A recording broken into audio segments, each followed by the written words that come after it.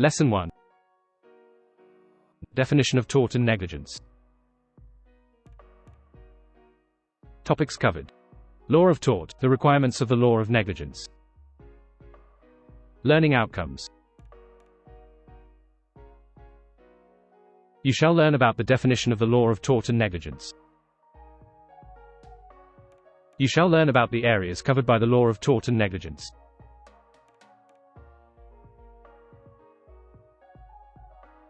You shall learn about what types of conduct may amount to a negligent act, and you shall learn about the requirements to establish a claim of negligence.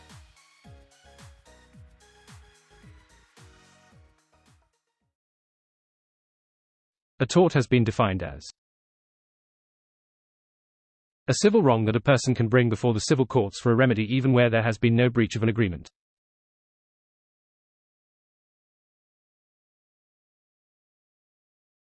The law of tort covers a number of areas, which include negligence, battery, false imprisonment, nuisance, trespass.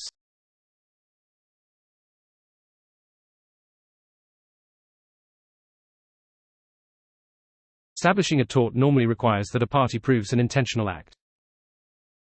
However, this is not the case in relation to acts that are classified as negligent.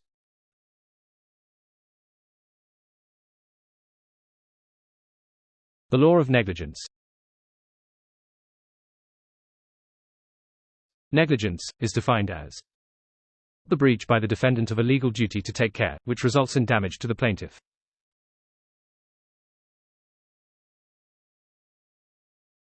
A negligent act may also refer to a person's state of mind, to the extent that he or she is oblivious to the consequences of their conduct, or regardless of the circumstances deliberately takes a risk without necessarily intending the consequences.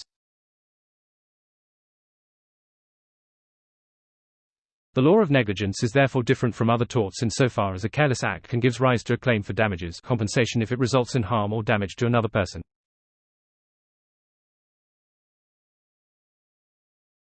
There is no requirement to prove an intentional act. However, the courts have imposed rules that define the circumstances where the legal duty arises, and the requirements that must be satisfied for a negligence claim to succeed.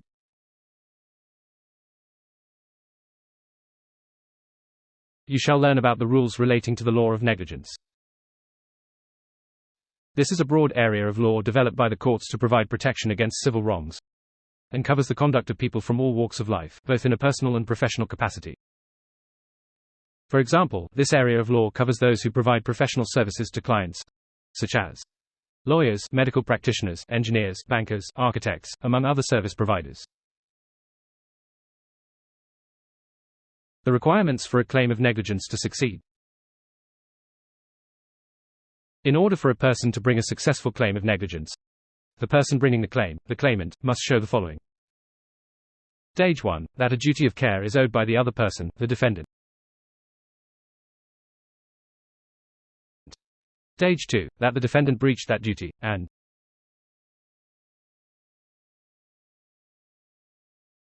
Stage 3, that the claimant suffered loss and/or injury as a result of the defendant's negligent act. Example, law of negligence. Jim goes shopping in his local town. As he is waiting in traffic and searching for a parking spot in the shopping mall, a car that is reversing from a car park bumps into the side of Jim's car. Jim gets out of his car to take a look at the damage. He notices that his car has been damaged considerably and shall need fixing. Jim exchanges details with the driver of the vehicle that caused the accident. Discussion and analysis. The law of negligence covers civil wrongs where the courts find that a duty of care is owed, that duty has been breached, and as a consequence of the breach a party has been injured or harmed. In the above scenario, it is possible that a negligent act occurred as the driver ought to have seen Jim's car if it was stationary in traffic. Jim's car was damaged in the accident, so he may be able to claim compensation damages as a consequence of the accident. Activity, law of negligence. Question: in order to succeed in a claim of negligence, the claimant must only prove that he suffered loss.